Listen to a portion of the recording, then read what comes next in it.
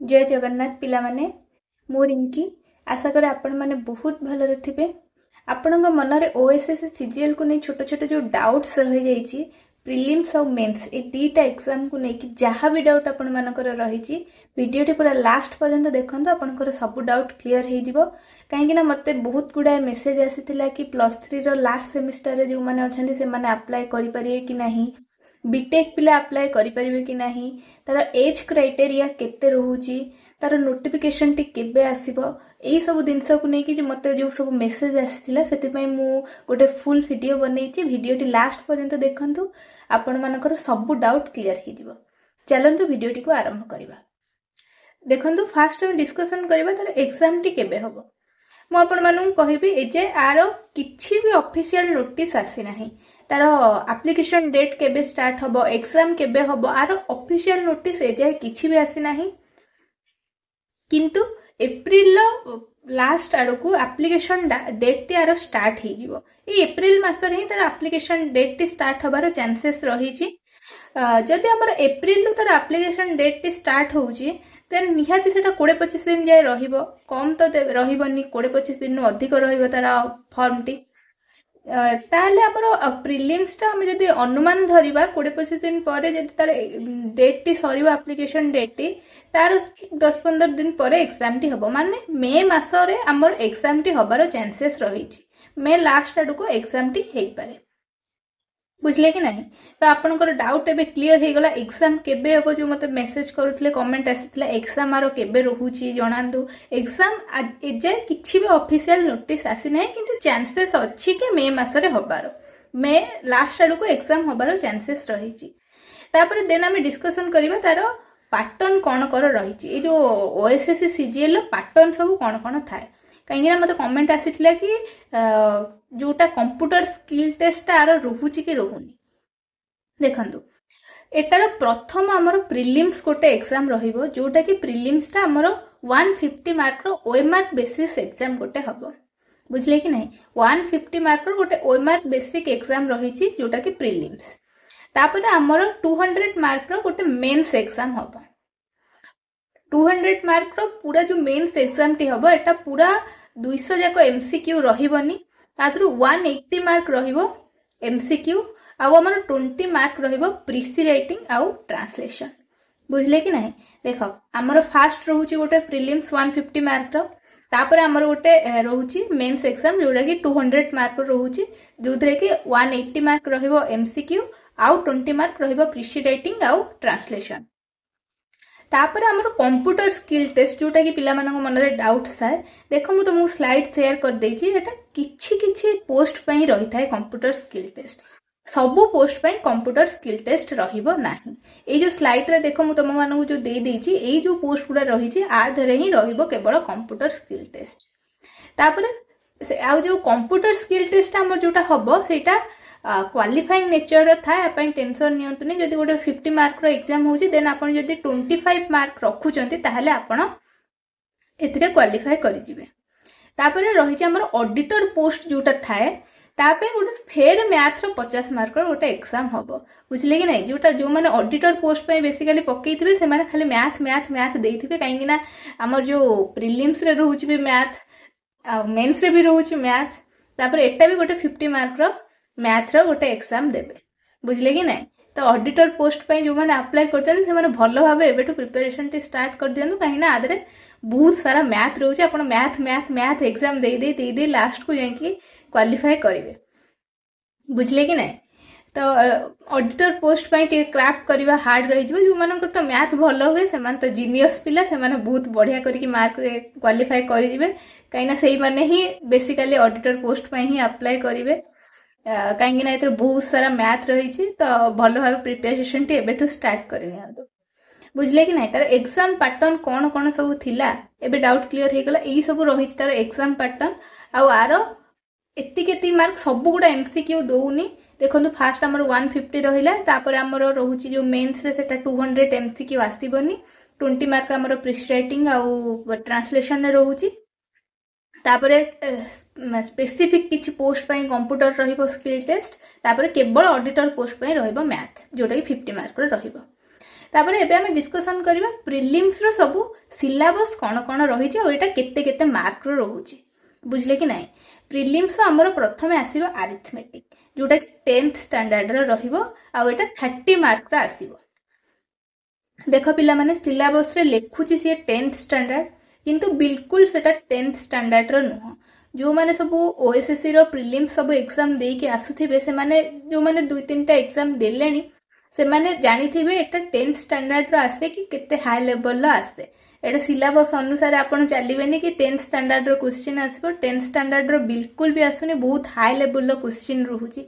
तो सेही हिसाब रे प्रिपरेशन टी करंतु 10th स्टैंडर्ड रो प्रिपरेशन बिल्कुल भी करिवेनी बुझले कि नाही। तापर हमर डीआई आसुची सेटा भी हमर 30 मार्क रहिबो सेटा भी सी लेखुची 10th स्टैंडर्ड रो किंतु एटा 10th स्टैंडर्ड रो नुह हाई लेवल रो रहउची से हिसाब रे प्रिपरेशन करिवे।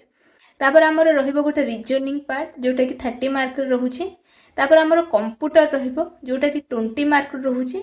देन हमर करंट अफेयर रहिबो जोटा कि 40 मार्क रहउची। देखो मु कहिबी कि एटा माने गोटे मेन रोल प्ले करूची प्रिलिम्स एग्जाम रे कहीं ना सबुठ अधिक मार्क एथिरे आसुची 40 मार्क रो क्वेश्चन आसीबो एथिरे। तो सेति पई मोर पूर्व वीडियो रे भी मु आपन मानन कहितली कि जेतबेले आपण करंट अफेयर प्रिपेयर करूछंती तो डेली बेसिस रे प्रिपेयर करंतु कहीं ना 6 मंथ रो कि 1 ईयर रो एमती गोटे गोटे वीडियो रे जो थाए ना 6 मंथ रो फुल करंट अफेयर देखंतु ए टाइप रो जो गोटे गोटे वीडियो थाए ना सेतरे आपण जदि आपण देखिबे से माने 6 मंथ रे जो सब इंपोर्टेंट रहिति सेही सब ही से माने छाड़ी थांती किंतु जदि आपण डेली बेसिस रे करंट अफेयर प्रिपेयर करिवे ताहले आपण सब किछि को कवर करि परिबे बुझले कि नहीं। तो एटा आपण को बहुत हेल्पफुल रहइबो जदि आपण डेली करंट अफेयर टा को रीड करिवे बुझले कि नहीं। तो एटा हमर जो 40 मार्क रहउची जदि हमर आपण ए दिनसटा रे ट्राई करिवे ताहले आपण 40 रु 38 39 जाय आपण रखि परिबे काहे कि ना एटा कोनोसी माने मुंडो खर्च करिके आदरे एग्जाम रे लिखिया को पड़ी न थाए। एटा आपणकर प्रैक्टिस ऊपर डिपेंड करे। आपण जदि डेली ए विषय रे पढुथिबे करंट अफेयर्स विषय रे जानुथिबे ताहले निश्चित रूपे एटारे आपण बहुत भलो मार्क रखि परिबे बुझले कि नहीं। तो सेही भले हमर करंट अफेयर तो सहिला ए जो प्रिलिम्स रो कोन कोन सिलेबस रहिला तो आपण माने जानिले। एबे हम जानिबा मेंस रो सिलेबस कोन रहूची। देखंत मेंस रे फास्ट आसीबो जीएस माने जनरल स्टडी जोटा कि हमर 100 मार्क रो रहूची। तापर हमर रहूची इंग्लिश आ ओडिया जोटा कि हमर 100 मार्क रो रहूची। किंतु इंग्लिश ओडिया रे म आपण मानको पूर्वरु जेमिति कहितली एटा पूरा 100 मार्क रो एमसीक्यू आसीबनी एतरे 80 मार्क रो एमसीक्यू आसीबो आ जो 20 मार्क रहिबो जोटा कि हमर रहिबो प्रीसी राइटिंग आ हमर रहि जिवो कोन ट्रांसलेशन बुझले कि नै। तो एई भले भाबरे हमर प्रिलिम्स आ मेंस ए दीटा जानकर सिलेबस रहिछि।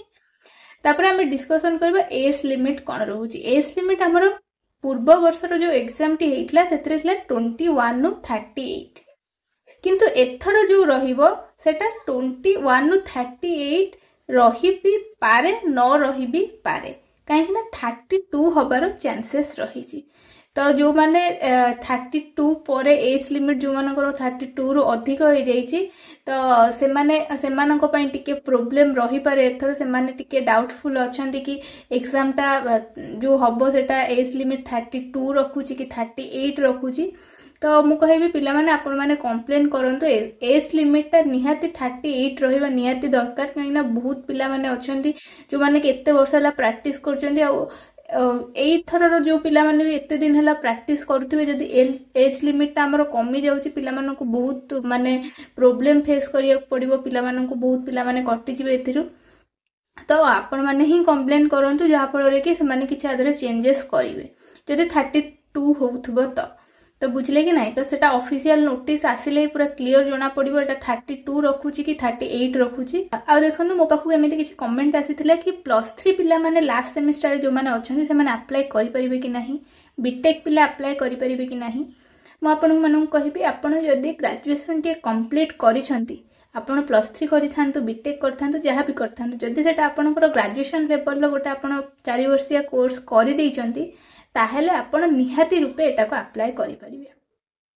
आउ किछि डाउट्स नाही एबे क्लियर। आपण जदी ग्रेजुएशन कंप्लीट करछन देन आपण एटा को अप्लाई करि परिबे। आउ जो रही आपनकर +3 लास्ट सेमिस्टर कथा देखंतु आपण जदि +3 लास्ट सेमिस्टर अछंती ताहले आपनकर निहाती एप्रिल मास सुधा एग्जाम सरी जाउची।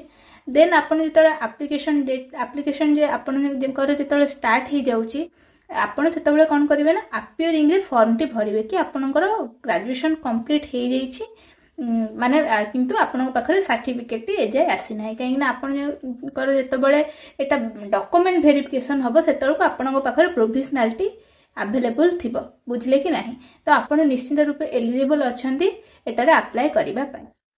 मु आपण मानकु जो इन्फॉर्म गुडी को देली इन्फॉर्मेशन टी आपण को देली सेटा पूरा 2024 रो नोटिफिकेशन अनुसार ही देइची काहे कि ना ए वर्ष रो नोटिफिकेशन एजे ऑफिशियली रिलीज हेनी बुझले कि नाही। आ एथरे किछि भी चेंज होबनी सब किछि सेम ही रहइबो। जदि आपनकर चेंज होछि केवल गोटे जिंस चेंज होबो जोटा कि एज लिमिट ऊपर सेटा टिके डाउट्स रहिछि सब पिला मानकर एज लिमिट कोन होबो सेटा ऑफिशियल नोटिफिकेशन आसिले ही जणा पड़िबो बुझले कि नाही। एजे किछि कंफर्म नाही कि सेटा चेंज होबो बोली तो आपण वेट करंतु देखंतु नोटिफिकेशन टी कोन आसुछि ऑफिशियल नोटिफिकेशन जतरा आसुछि सेतरा आपण क्लियर हे जिवे कि तर एज लिमिट ता कोन रहउछि बुझले कि नहीं। आ जदि आपण मानक भीतर किछि डाउट्स रही जाउछि ताहले मते कमेंट माध्यम रे जणांतु मु आपनकु सबुर रिप्लाई देबी। तो मु आपण मानकु सजेस्ट करिवि तो आपण माने कंटिन्यू पढ़ा रखंतु जहाँ हबो तबले नोटिफिकेशन टी आसिले ही जणा पड़िबो तार जदि किछि चेंजेस आरो रहिथिबो एज लिमिट को नै कि एथि पय आपण ओरिड हे कि आपनको पढ़ा रे रिवीजन ने किछि भी डिस्टर्बेंस क्रिएट करंतुनी बस मन देकी बस पाठ पढ़ंतु किछि नै जहाँ हबो भलो हबो रहिली। जय जगन्नाथ।